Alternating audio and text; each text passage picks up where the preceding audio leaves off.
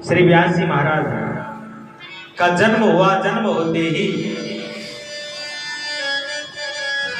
माता को वचन देते हुए, हे मां जब भी याद करोगी मैं हाजिर हो जाऊंगा। उत्तराखंड की ओर तपस्या के लिए चले जाते हैं और सरस्वती नदी के किनारे सम्यप्रास नाम का आश्रम बना करके वहीं पर रहने लगे। सरस्वती नदी का दर्शन वहीं पर होता है, वो 1 किलोमीटर के क्षेत्र में। वही नदी आगे आकर के अलकनंदा में बदल जाती है।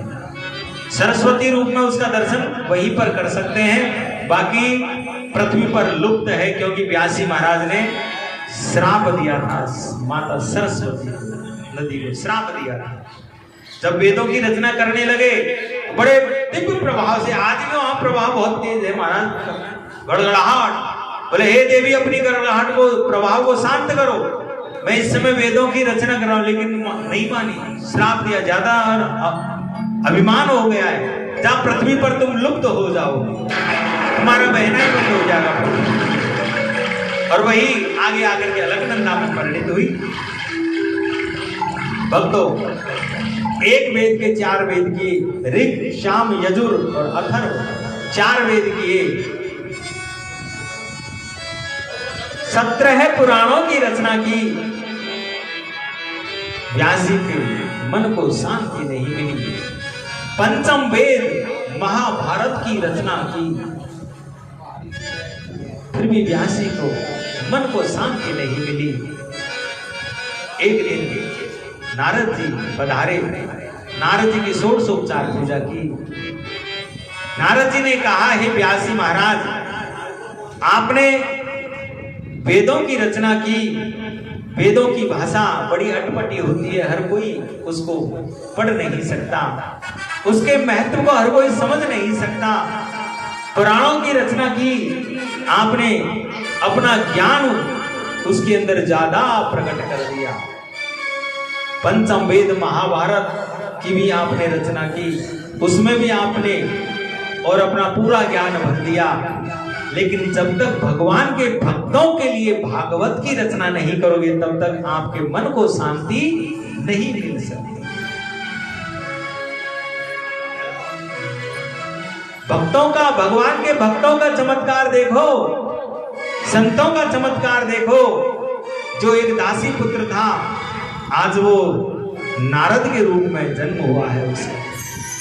अव्याहत गति है मेरी, सब जगह मैं आ जा सकता हूं, कहीं भी कोई रोक टोक नहीं, सब जगह। देखो तो सही प्रभु की कृपा, उन संतों की कृपा से मुझे जो ये नारद शरीर मिला है। देवताओं में भी सम्मान होता है तो दैत्यों में भी सम्मान मेरा होता है प्रभु की कृपा से। मैं दासी पुत्र था, अपना पूर्व काल सुनाया। चातुर्मास कर मेरे जन्म लेते ही मेरे पिता की मृत्यु हो गई। मेरी माँ संतों के आश्रम पर मुझे लेकर के चली गई। मेरी माँ गैया दोहन का कार्य करती थी संतों के आश्रम पर। एक बार चातुर्मास में अनेक संतों का आगमन हुआ, मेरी माँ उनकी सेवा करती। संतों का सत्संग सुन सुन करके मेरे मन के अंदर बचपन में ही वैराग्य हो गया। संत जब जाने लगे, चरण पकड़ लिए, मैं भी जाऊंगा। संतों ने देखा यदि इसको ये हमारे साथ चला तो इसकी माँ का अवलंब क्या रहेगा। बोले हे पुत्र, पहले माँ की सेवा कर। मातृ देवो भव, पितृ देवो भव, आचार्य देवो भव। आचार्य का 3रा नंबर है, माँ का 1म नंबर, पिता का भी 2रा नंबर है। बालक के जीवन की सबसे पहली गुरु होती है उसकी माँ, दूसरा उसका पिता, आचार्य का 3रा नंबर आता है।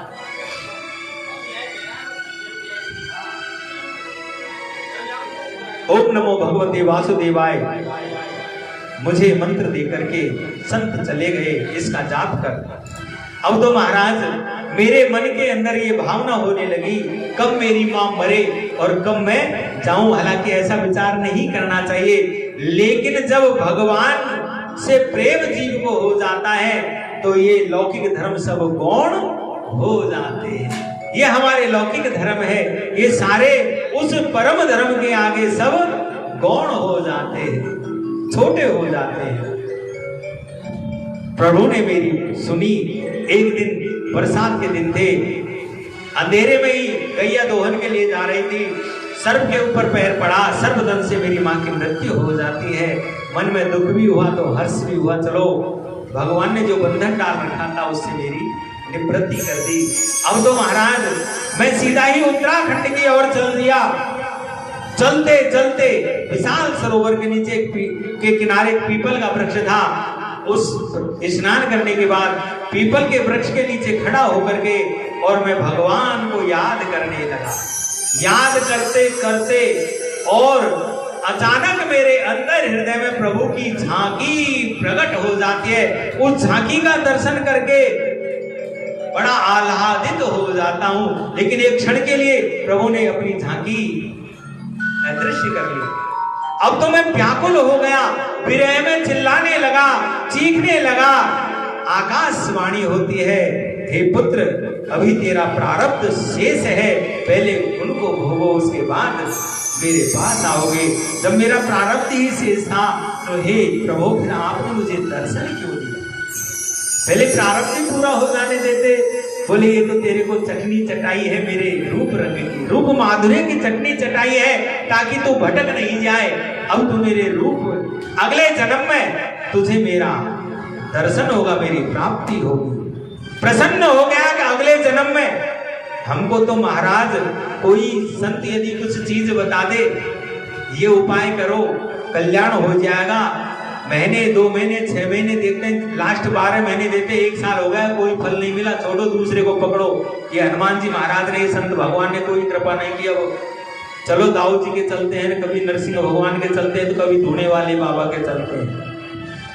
माता सबरी ने अपने गुरु वचनों पर विश्वास किया। हे गुरुदेव आप तो जा रहे हो, मतंग महामुनि गुरुदेव आप तो जा रहे हो, मैं अकेली यहाँ कैसे रहूंगी? बोले तू यही रहे, तुझे कहीं जाने की जरूरत नहीं, भगवान स्वयं तेरे घर चल कर के आए। पूरा जीवन निकाल दिया गुरु वचनों के ऊपर माता सबरी ने। पूरा जीवन, बुढ़ापा आ गया, दांत तक नहीं रहे मुंह में ना, और सबरी को नित्य लगता आज मेरे प्रभु आएंगे, आज मेरे प्रभु आएंगे, आज मेरे प्रभु आएंगे। महाराज और प्रभु सारे संत जिन्होंने बड़ी तैयारी कर रखी थी, भगवान हमारे घर आएंगे, हमारे घर आएंगे, किसी के घर नहीं गए, सबसे पहले माता सबरी के घर गए। विश्वास तो हो आपको। नारद जी को जैसे ही आकाशवाणी ने कहा अगले जन्म में तुझे मेरी प्राप्ति होगी, प्रसन्न हो गए, चलो अगले जन्म में तो मुझे भगवान मिलेंगे। और महाराज प्रभु का भजन करने लगे। कुछ समय में प्रलय काल हुआ, सभी भगवान के उद्रस्त हुए, और जब पुनः सृष्टि का निर्माण हुआ तो वही दासी पुत्र आज नारद रूप में उसका जन्म हुआ। भगवान के द्वारा दी हुई वीणा देवदत्तम, भगवान देव के द्वारा दी हुई वीणा मुझे प्राप्त हुई, और इसी पर अहर्निश भगवान के नाम का जाप करता है। संतों की महिमा बड़ी है। संत कृपा से आज दासी पुत्र नारद के रूप में आ गया। इसलिए संतों का सहारा लो और भागवत की रचना करो। महाराज मेरे पिता के द्वारा दी हुई मेरे पास चतुश्लोकी भागवत है, उसका मैं आपको ज्ञान देता हूँ।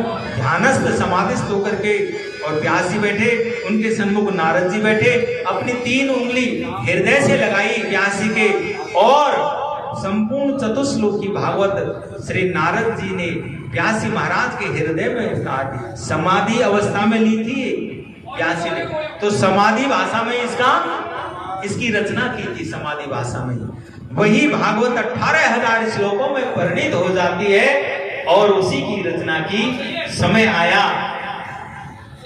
किसको सुनाऊं इसको सुनने का उत्तराधिकारी कौन? रचना तो कर दी अद्भुत ग्रंथ की, जिसने काम और क्रोध को जीता, निष्काम हो, निष्कपट हो, वही सबसे पहले सुनने का उत्तराधिकारी कौन? मेरा पुत्र सुखदेव। कोई दिखाई नहीं दिया संसार में पुत्र सुखदेव, लेकिन वो तो निर्गुण ब्रह्म की समाधि में बैठा हुआ है। अंदर से आवाज आई, हे नारद जी, हे व्यास जी, निर्गुण ब्रह्म से भी बलात् खींच करके लाने की यदि किसी में सामर्थ्य है तो कृष्ण चरित्र के अंदर है। बलाना कृष्ण मोहाय, बलात् जीव के मन को जो खींच ले अपनी ओर, वही तो कृष्ण है। कर्षयति इति कृष्णा, अपने प्रिय प्रिय शिष्य जयमन, पैल, ऐसंपयन आदि शिष्यों को और भागवत के 2 श्लोक रटाए। एक में भगवान की सुंदरता का वर्णन, एक में प्रभु के स्वभाव का वर्णन। जाओ और इनको गाते हुए घूमो, कहीं न कहीं मेरा पुत्र सुखदेव जहां भी बैठा हो वो इनको सुनेगा तो जरूर आए। महाराज गाते गाते घूम रहे थे। सुखदेव जी महाराज के जहां पर बैठे हुए थे समाधि में, वहां जैसे ही पहुंचे तो शिष्य परिकर भगवान के स्वरूप का वर्णन कर रहे थे। उस समय कैसा स्वरूप है मेरे गोविंद का। आइए वेणु गीत के अंदर ये श्लोक है, उस वेणु गीत के श्लोक को सुनिए, भगवान के स्वरूप का वर्णन। वरहा पीड़म नटवर बपू कर्णयो कर्णिकार, बिभ्रतवास कनक कपिशम वैजयंती च माला, रंध्राण वेणोर्धर सुदया पूर्य, गोप वृंदैर वृंदारण्यम, स्वपद रमणम प्राविशद गीत कीर्ति। भगवान का स्वरूप कैसा है। वरहा पीड़म, वरहा पीड़ का मतलब मोर के पंखों का मुकुट जिसने धारण कर रखा है। 2 मोर के पंखों का रस्सी से बांध। वरहा वेश कैसा है। नटवर बपू, नट आते ना अपने गांव में, कभी हनुमान जी बना रहा है, कभी राम जी बना रहा है, कभी शंकर, कभी गुजरी, कभी पागल का रूप धर करके आते हैं। बड़ा सुंदर सजते हैं। और वर यानी दूल्हा, नट वर, वर यानी दूल्हा भी बड़ा अच्छा सजता है, बहुत अच्छा श्रृंगार करते हैं। हमारी माताएं दूल्हे को कैसे सजावे है महाराज। क्यों सजावे है? क्योंकि जीवन में एक ही बार सजवे को मौका मिले। हमारी मैया तो रोज ही 16 श्रृंगार करते हैं। बोलो भैया को तो जीवन में एक बार सजवे को मौका मिले, फिर ना मिले को मौका सजवे को भैया, फिर लून तेल लकड़ी के चक्कर में पड़े रहोगे। और मैया तो रोज ही सजे 16 श्रृंगार रोज करे महाराज, कहा बताओ। लेकिन प्रभु का स्वरूप कैसा है। नट वर बपू यानी श्रेष्ठ, दोनों से श्रेष्ठ, अद्भुत दिव्य पीतांबर जिन्होंने धारण कर रखा है। वैजयंती माला, ये इस जगह जो वैजयंती माला है ना, इसका वर्णन, ये जो वैजयंती माला बाजार मिलती है ये नहीं, ग्वाल वालों ने जो बन के पुष्पों को चुन चुन करके जो लंबी पूरी माला भगवान के गले में डाल रखी है, जो भगवान के चरणों तक लटकी हुई है, उस वैजयंती माला का वर्णन इस श्लोक के अंदर है। ये बाजार की जो वैजयंती माला है ना, ये नहीं, वो पुष्पों की माला का वर्णन है। अधरों पर मुरली रखी हुई है और वृंदारण्य की पावन भूमि में हजारों गैया आगे, हजारों गैया पीछे, ग्वाल बालों से घिरे हुए कन्हैया वृंदारण्य की भूमि में प्रवेश कर रहे हैं। जो सुना श्री सुखदेव महामुनि ने, ओहो इतना अद्भुत रूप, तुरंत ध्यान भंग हो गया। कानों के द्वारा महाराज कर्ण विवर के द्वारा भगवान की वो झांकी हृदय में प्रवेश कर गई। अब तो मन छटपटाने लगा। ऐसे स्वरूपधारी का तो दर्शन होना चाहिए। देखे तो सही ऐसा कौन है। खड़े हुए भैया और तो बताओ। बोले बस इतना ही सिखाया था गुरु जी ने।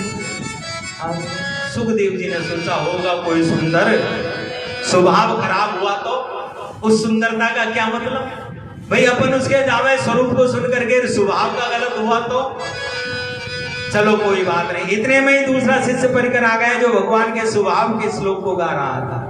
कैसा स्वभाव है मेरे प्रभु का। अहो वकीयम स्तन कालकूटम जिघांसया पाययदाप्य साध्वी लेभे गतिं धातृचितां ततोऽन्यं कं वा दयालो शरणं व्रजेम, कं वा दयालुं शरणं व्रजेम। अहो बकी यानी पूतना राक्षसी जो अपने स्तनों पर कालकूट नाम का जहर लगा करके आई, किस भावना से? जिगांसया हरे, प्रभु को मारने की भावना को लेकर के आई थी।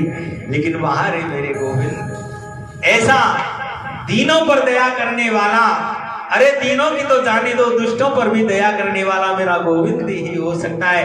उस पूतना जैसी राक्षसी को भी धात्रोचित गति यानी मैया यशोदा की ही गति प्रदान की। क्यों?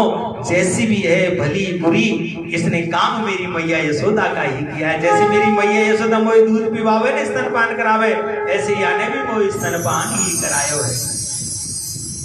अरे भगवान यदि किसी के अवगुणों की ओर ध्यान देने लग जाए तो जीव का किसी भी काल में कल्याण हो ही नहीं सकता। जन अवगुण प्रभु जानन काऊ, जन अवगुण प्रभु जानन काऊ, दीन बंधु अति मृदुल स्वभाव, दीन बंधु अति मृदुल स्वभाव, दीन बंधु अति मृदुल स्वभाव, दीन जन अवगुण की तरफ प्रभु कभी ध्यान ही नहीं देते। जो स्वभाव के बारे में सुना दौड़े दौड़े गए, पिताजी मुझे भी भागवत सुननी है। व्यास महाराज ने पहले जनक जी के पास भेजा, जनक जी से दीक्षित होकर के आए। मैं जनक ये घोषणा करता हूं, संसार में यदि कोई ऐसा संत है जिसने काम और क्रोध दोनों को जीता है तो वो व्यास नंदन श्री सुखदेव महामुनि है। तब केले की कौपिन धारण करवाई और संपूर्ण भागवत श्री सुखदेव महामुनि को श्रवण करवाई। और हे ऋषियों, जब परीक्षित पर 7 दिन में मरने का संकट खड़ा हुआ, तब इसी संहिता के द्वारा श्री सुखदेव महामुनि ने परीक्षित का कल्याण किया। तब श्री सौनक जी महाराज ने कहा, हे प्रभु, परम मित्राग संत श्री सुखदेव महामुनि जैसे संत ने राजऋषि परीक्षित को 7 दिन तक एक जगह बैठ करके, जो गोदोहन काल से ज्यादा नहीं रुकते एक जगह, गोदोहन काल यानी 6 मिनट का समय से ज्यादा, गैया को दोहने में मात्र 6 मिनट का समय लगता है, 6 मिनट से ज्यादा जो एक जगह टिकते नहीं, ऐसे श्री सुखदेव महामुनि ने 7 दिन तक एक जगह बैठ करके राजऋषि परीक्षित को ये कथा श्रवण कैसे करवाई। और परीक्षित को ही ऐसी क्या विशेषता थी परीक्षित के अंदर कि परीक्षित को ही पात्र समझा और इस परम संहिता का उपदेश परीक्षित जी को दिया। क्यों? और सब कुछ छोड़ करके परीक्षित जी कैसे आकर के बैठे? जो ही ये प्रश्न किया, बोले हे ऋषियों, आपके प्रश्नों का उत्तर देते हैं, आइए एक भजन श्रवण कर लेते हैं, उसके बाद फिर आगे की कथा श्रवण करवाते हैं आपको बड़े प्रेम से। सुंदर सा भजन, हमारे बहुत अच्छे कलाकार हैं। बद्री विशाल में जब कथा की थी तो यही कलाकार गए थे, और भागवत कथा जितनी भी की है उसमें सबसे ज्यादा कथाएं इन्हीं की उपस्थिति रही है। सबसे ज्यादा कथा में बड़ा प्रेम।